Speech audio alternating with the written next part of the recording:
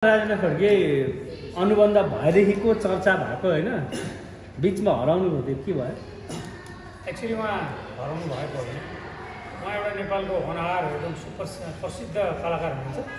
उहाँलाई हामीले यो फिल्ममा एकदम उहाँको सौदो रोलमा हामीले उहाँलाई अनुमोदन गरेको र उहाँले आएर सुटिङ पनि गर्नुभयो यहाँ धरानमा। राम्रो एकदम द्वन्द्वको छायाङ्कन पनि भयो। पछि उहाँको आफ्नो अलिकति निजी व्यावहारिक समस्याले गर्दा अलिक चाँडै यहाँबाट जानुभयो र पछि हामीले काठमाडौँमा उहाँको पुनः सुटिङ पनि गऱ्यौँ र उहाँलाई हामीले यो फिल्ममा समेट्ने प्रयास गरेका छौँ। सुटिङ भएको छ र उहाँ यो फिल्ममा आबद्ध कलाकार हो। पोस्टरमा चाहिँ हट्नु भएको? हजुर, पोस्टरमा पनि हुनुहुन्छ। अब पोस्टरको विषयमा चाहिँ के छ भने अब यो फिल्ममा धेरैजना नायकहरू हुनुहुन्छ, तपाईँले जानकारी पाइसक्नु भएछ। पोस्टरमा आउनुभएका नायकहरू हुनुहुन्छ। पोस्टरमा अलिक सानो आकारमा कहीँ अलिकति छुटेको पनि अवस्था छ, यसलाई अन्यथा नलिदिनु होला, किनभने महत्त्वपूर्ण कलाकारहरू धेरै हुनुहुन्छ। पूर्वमै धेरै चलचित्र घेरेर आफ्नो प्रसिद्धि कमाउनुभएका ठुलो बोर्ड फिल्म यहाँ सबै खालका फिल्महरू खेल्नुभएको कलाकार हुनुहुन्छ। अब हामीले सबैलाई चाहिँ अलिकति पोस्टरमा समेट्न सकेन। उहाँहरूको एकदम महत्त्वपूर्ण अभिनय रहेको छ। यो चाहिँ यहाँलाई चलचित्र भवनमै गएर हेरिदिन अनुरोध गर्दछु। कति एउटा महत्त्वपूर्ण कलाकार हुनुहुन्छ, उहाँलाई म सम्मानका साथ सम्मान। एकदम राम्रो उत्तर। यो कति खर्च भयो दिल्ली दिदी? निर्मात्री हुनुहुन्छ, पहिचानमा मफसलबाट एकदम ठुलो बजेटको भनेर भइरहेको छ होइन? यसमा चाहिँ अब म समग्रमा अब पहिला सुरुमा चाहिँ सानो नै बनाउने हो। अब त्यति धेरै ठुलो खर्च नगर्नु भन्ने हो सोचाइ चाहिँ। त्यही सोचले नै हामीले सुरु गरेका थियौँ। तर अहिले गर्दै जाँदाखेरि भन्दै जाँदाखेरि माथि अहिलेको टोटल लगभग हिसाबमा चाहिँ 1.5सम्मको हिसाब जस्तो छ। पुग्यो भन्दा पनि हुन्छ। विष्ट भएर तपाईँले अनि पहिचानको निर्माण गर्नुभएको छ नि, अलिकति भनिदिनु न हौ। प्रश्न लायक भनेर एकदम उचित प्रश्न गर्नुभयो। वास्तवमा पहिचानलाई लिने आफ्नो तरिका हुन्छ, कसले कसरी लिनुहुन्छ, अब आफ्नो नलेजमा पनि डिपेन्ड हुने कुरा हो। वास्तवमा पहिचान के हो त भन्दा के हो त सबै हामीलाई कमबेस थाहा छ। पहिचान त एउटा अस्तित्व हो नि त, एउटा आफ्नो आइडेन्टिटी हो। हरेक पहिचान हुन्छ। हामी मानव पहिचान, नेपाली पहिचान, नेपाल राष्ट्रको पहिचान, अनि हामी सबै जाति धर्म संस्कृति परम्परामा आबद्ध नेपालीहरूको साझा फुलबारी भएको देश। यहाँ हाम्रो सबै खालको पहिचान छ नि त, धर्म संस्कृति परम्पराको पहिचान। फिल्म पूर्वमै बनेकोले गर्दा पूर्वको संस्कृति यहाँको परम्परालाई जोड दिएर यसलाई फोकस गरेर फिल्म बनेको छ। परम्परा यो पूर्वको मात्रै नभएर यो त नेपालीहरूको हाम्रो साझा सम्पत्ति हो नि त। र यो चाहिँ हामीले निर्माण गरेर सारा नेपालीलाई सम्पूर्ण दर्शकहरूलाई हामीले उपहारको रूपमा दिने हो। यसरी हामी तयारी गरेका छौँ र म चलचित्रमा एउटा कलाकारको रूपमा पनि छु, निर्माताको रूपमा पनि छु। यसभन्दा अगाडि पनि मैले चलचित्र क्षेत्रमा काम गर्दै आइरहेको छु र अहिले भने हाम्रा यस फिल्मका लेखक तथा निर्देशक आदरणीय मेरा मित्र भीम लामाज्यू हुनुहुन्छ। उहाँ र मैले यो फिल्म बनाउने एउटा सल्लाह गरेर यसको सुरुवात गऱ्यौँ। पछि हाम्रा आदरणीय निर्मात्री एवं कलाकार दिदी दिलसुब्बा हुनुहुन्छ र यसै गरी उमेश तामाङज्यू पनि हुनुहुन्छ। म कार्यक्रममा आज उपस्थित हुनुहुन्न र यसरी हामी सबैजना मिलेर एउटा पहिचान नामको सफल चलचित्र बनाउनको लागि जमर्को गरेर यो काम आज गर्दै ल्याएर यहाँ सम्पन्न गरेका छौँ। यसरी बुझिदिनु होला।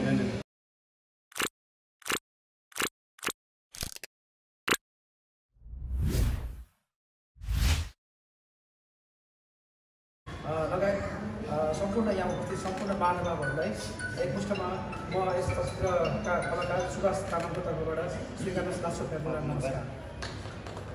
विशेष गरी अहिले मैले केही शब्द भन्नुभन्दा सबै चलचित्र आउँदो यस मङ्सिर 5 गते नै तपाईँहरूले साथ सम्पर्क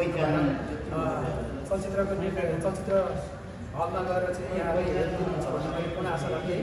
मैले केही कुराहरू नयाँ यहाँ समक्ष राख्ने अनुमति चाहन्छु। मेरो पूर्व वक्ता हाम्रो निर्मात्री दिलसुब्बा नाम, त्यसै गरी रामजी सरले पनि सबै कुरामा यहाँ हाम्रो नवीन सरले पनि सबै कुराहरू राखिसक्नु भएको छ र मैले भर्खरै जानकारी अनुरूप हाम्रो यो चलचित्र मङ्सिर 5 गते तपाईँको जुन प्रदर्शन भइरहँदाखेरि हाम्रो यो सेन्सरमा विशेष त म यो कुरा जोड्न चाहन्छु। हामी तपाईँको एउटा आदिवासी जनजातिको मेन मुद्दालाई लिएर यो जुन चलचित्र हामीले निर्माण गरिरहेका छौँ प्रस्तुत विषयलाई लिएर मैले पनि यस चलचित्रमा काम गर्ने मौका पाएकोमा हाम्रो यो जुन चलचित्र अहिले काठमाडौँमा तपाईँको यो सेन्सर गर्ने तयारीमा भइरहेको अवस्थामा हाम्रो त्यहाँको केन्द्रमा राज्य विरुद्धमा भएको जुन तपाईँको कुराहरू छ यो चाहिँ कोशी प्रदेश नामाकरण भएको अवस्थामा फेरि किन प्रदेश नम्बर 1 किराँत भूमि भन्ने कुरालाई चाहिँ लिएर तपाईँको सेन्सरमा केही कुराहरू खड्किरहेको अवस्था यहाँहरूमा म जानकारी गराउन चाहन्छु होइन। फलस्वरूप तपाईँको हाम्रो यसै चलचित्रका लेखक तथा निर्देशक भीम लामा सरले चाहिँ यही कुरामा चाहिँ विवादित भएर यी कुराहरूलाई चाहिँ सम्मानजनक कुरा राख्दै उहाँहरूले यो मङ्सिर 5 गते अनिवार्य रूपमा यो चलचित्र चलाउनुपर्छ यस्तो यस्तो हो भन्ने कुरालाई चाहिँ जोड दिएर अगाडि बढाउनु भएको छ। त्यसैले यहाँ आजको यस पत्रकार सम्मेलनमा यहाँ उपस्थित हुन सक्नु भएन। त्यसैले हामीले अहिले मैले जानकारी पाएअनुसार चाहिँ तपाईँको जति पनि हाम्रो यो प्रदेश नम्बर 1 म चाहिँ प्रदेश नम्बर 1 भन्न चाहन्छु किनकि हाम्रो यो आदिवासी जनजातिमा चाहिँ जति पनि हाम्रो जति पनि नेपाल चाहिँ के हो भने बहुजातीय बहुभाषिक बहुसांस्कृतिक देशको अवस्थाले गर्दाखेरि हामी आदिवासी जनजातिहरूको पनि आफ्नै भाषा पहिचानहरू छ। हामी आदिवासी जनजातिहरूको पनि आफ्नै भाषा संस्कृति र संस्कार छ। त्यही संस्कृति र संस्कारलाई टेकेर यहाँहरूलाई फेरि पुनः हार्दिक नमस्कार गर्दै हाम्रो यो पहिचान मुभीको सेन्सरमा चाहिँ कुनै विवादित आइरहेको अवस्थामा गर्दाखेरि चाहिँ त्यो कुरा हुनु हुँदैन भन्ने कुरा म यहाँ समक्षमा राख्न चाहन्छु। पुनः राज्यले पनि हामीलाई तपाईँको चाहिँ लाग्नु हुँदैन। राज्यले पनि तपाईँको चाहिँ पुनः हामीलाई आफ्नो प्रदेश नम्बर 1 नामाङ्कन गरेर चाहिँ यो चलचित्र कुनै पनि एडिटेड नगरिकन कुनै पनि तपाईँको साउन्ड एडिट नगरिकन चाहिँ पूर्ण रूपमा चाहिँ सञ्चालनमा चाहिँ हामीलाई अगाडि बढाउनलाई सहयोग गर्नुपर्छ भन्ने म यहाँलाई जानकारी गराउँदै म आफ्नो 2 शब्द यही राख्न चाहन्छु।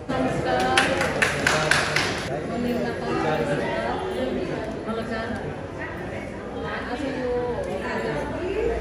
पहिचान हाम्रो यो 5 गते रिलिज हुन गइरहेको छ।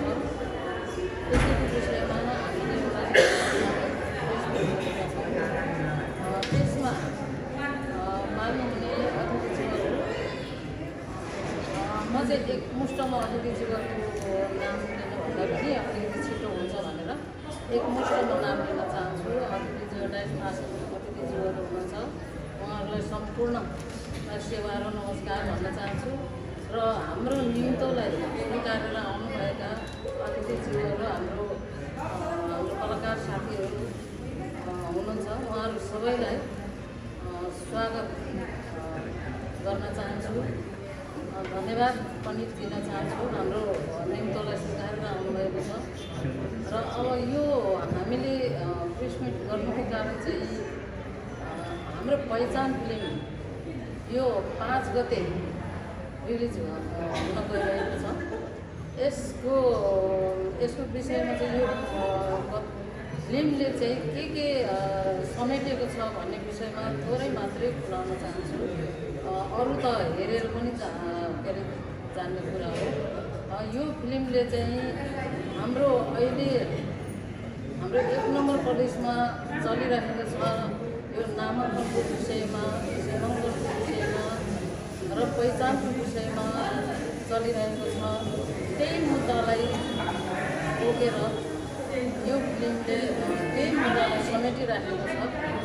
त्यसको लागि सबै हाम्रो धरानवासीहरू सबै देशभरि रहनुहुने देशभरिबाट हेरिदिनुहुने कलाकार सबैजनाले चाहिँ हेरेर यो विषयमा चाहिँ अब के कस्तो समेटेका छौँ हामीले के कस्तो तयार गरेका छौँ यो विषयमा चाहिँ अब कलाकार साथीहरू प्रति सबैजनाले हेरेर प्रतिक्रिया दिनु नै हुनेछ भन्ने आशा छ र सबैजना आएर हेरिदिनुहुन्छ भन्ने आशा छ। र हामीले यसरी यो एउटा पहिचान तयार गरेका छौँ। यहाँहरू सबैको सर सहयोग साथ सहयोग हामीलाई चाहिएको छ। यहाँको एकदमै अपेक्षा राखेको छौँ हामी। र अब यो पहिचान फिल्मले चाहिँ हाम्रो प्रदेश नम्बर 1 मा अहिले हालै यो नामाङ्कन मेरो पहिचानको विषयमा चलिरहेको कुरालाई कतिको समेट्न सकेको छ यो विषयमा चाहिँ यहाँहरूले हेरेर प्रतिक्रिया दिनुहोला भन्दै म थोरै बोल्न चाहन्छु। यति नै हो, म मेरो भनाइ यतिमै अन्त्य गर्न चाहन्छु। धेरै छ त्यसमा नि सबै खालका गाउँका सहरका सबै खालका वातावरणहरूलाई समावेश गरेर हामीले सकेसम्म एउटा राम्रो फिल्म बनाउने प्रयास गरेका छौँ र बनाइसकेका छौँ। आशा छ हामीले अपेक्षा गरे अनुसार यहाँले पनि यो फिल्म हेरेर त्यो कुरा पाउनुहुनेछ, हेर्नुहुनेछ र फिल्ममा भरपुर मनोरञ्जन लिनुहुनेछ भन्ने कुरा हामीले अपेक्षा गरेका छौँ। र म सबैलाई यो आग्रह गर्न चाहन्छु, यो फिल्म यही पर्सि मङ्सिर 5 गतेबाट लाग्दैछ देशभरि। सबैले देशका सबै ठाउँमा बस्नुहुने दर्शक महानुभावहरूले हेरिदिनु होला। आफ्नो घर पाएको, आफ्नो स्थान पाएको हलहरूमा गएर र त्यसभन्दा बाहिर रहनुहुने हाम्रा दर्शक महानुभावहरूलाई पनि हामीले त्यहाँ उठाउने हामी प्रयासमा छौँ। र त्यस पछाडि हाम्रो यो फिल्म युट्युबमा आएपछि यो अहिले तत्काल हलमा पहुँच नहुने दर्शक महानुभावहरूले पछि पनि हेर्नुहुनेछ र सबै नेपालीहरूको लागि एउटा कोसेलीको रूपमा यो फिल्म लिएर आएका छौँ। हेरिदिनुको लागि यहाँहरूलाई हार्दिक अनुरोध गर्दछु भने यस फिल्ममा हामीले समावेश गरेका हाम्रा कलाकारहरू यहाँले जानिसक्नु भएको छ। एकदम नाबाद इन्डियन आइडलको रूपमा चिन्नुभएका र धेरै फिल्ममा नायकको रूपमा आफ्नो अभिनय गरिसक्नुभएका कुशल तामाङ, यसै गरी धीर साक्य, यसै गरी करिश्मा मानन्द, प्रेम सुब्बा दाजु, यसै गरी नयाँ नवनायिका जेनी किसिम र देव सुब्बा दिदी हुनुहुन्छ। उहाँ यस फिल्मको निर्मात्री पनि हुनुहुन्छ र हाम्रा अर्का निर्माता हुनुहुन्छ हाम्रा उमेश तामाङजी। उहाँ कार्यक्रममा उपस्थित हुन सक्नुभएको छैन, उहाँलाई म यहीँबाट सम्झिन चाहन्छु। र अन्य किशोर सोमाङजी लगायत हाम्रा धेरै कलाकारहरू यसमा सामेल हुनुहुन्छ। सबैको नाम मैले अहिले लिन पनि सक्दिनँ। धेरै जिम्मेवार कलाकार हुनुहुन्छ। सुभाष तामाङजी हुनुहुन्छ। त्यसै गरी अन्य धेरै कलाकार साथीहरूको भरपुर क्षमतावान एक्टिङले सजिएको उहाँहरूको क्षमताहरू प्रस्तुत भएको चलचित्र हो। त्यसले गर्दा अभिनयको क्षेत्रमा, प्रविधिको क्षेत्रमा हामीले कुनै पनि कसुर नराखी यो फिल्म बनाएका छौँ र यो फिल्म यहाँहरूको लागि अब तयार गरेर उपहारको रूपमा छोड्दैछौँ। यही मौसम 5 गते हामीले यहाँहरू उपहार स्वरूप दिँदैछौँ। सबैले हेरिदिनु होला, सबैले माया गरिदिनु होला। हस्, नमस्कार। जय पहिचान, जय नेपाली सिनेमा। आजको यस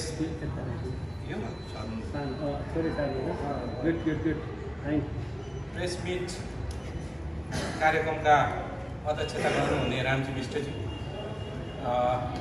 आसन ग्रहण गर्नुहुने सम्पूर्ण मेरा कला क्षेत्रमा मभन्दा माथिल्लो पुस्ताका कला क्षेत्रमा योगदान गर्नुहुने सिनियर आर्टिस्टज्यूहरू, उमेरको तहमा पनि यहाँ आसन ग्रहण गर्नुहुने सम्पूर्ण अग्रजहरू, सम्पूर्ण हाम्रा चलचित्रकर्मी मित्रहरू र तपाईँहरू सम्पूर्ण पत्रकारज्यूहरूमा सर्वप्रथम म यहाँहरूलाई नमस्कार गर्न चाहन्छु।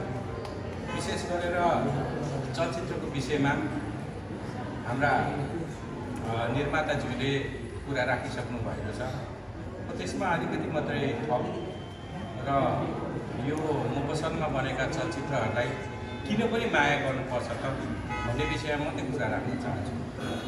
विशेष गरेर हामीले अक्सर देखिरहेका छौँ, भोगिरहेका छौँ, गरिरहेका छौँ कि सङ्घमा अथवा केन्द्रबाट मात्रै बनेका चलचित्रहरू हामीले चाहिँ प्रायः जसो यसरी चाहिँ तपाईँको पब्लिक सोको लागि चाहिँ आएको अनि हामीले हेरिरहेको, तपाईँ हामी एज अ दर्शकको हिसाबले, पत्रकारको हिसाबले तपाईँहरूले रिपोर्टिङ गरिराख्नु भएको अनि हामीले चाहिँ तपाईँको प्रमोसनमा यसरी साथ दिइरहेको कुराहरू त यहाँहरू सम्पूर्ण सबैलाई थाहा छँदैछ। तर अब आयो पालो पहिचान, यो लडाइँ पहिचानको भन्नेलाई तपाईँ हामी पत्रकारहरूदेखिको लिएर सम्पूर्ण समुदायहरू र पूर्वका मात्र नभएर आम नेपाली जनताहरूले किन पनि माया गर्नुपर्छ त भन्ने विषयमा मलाई के लाग्छ भने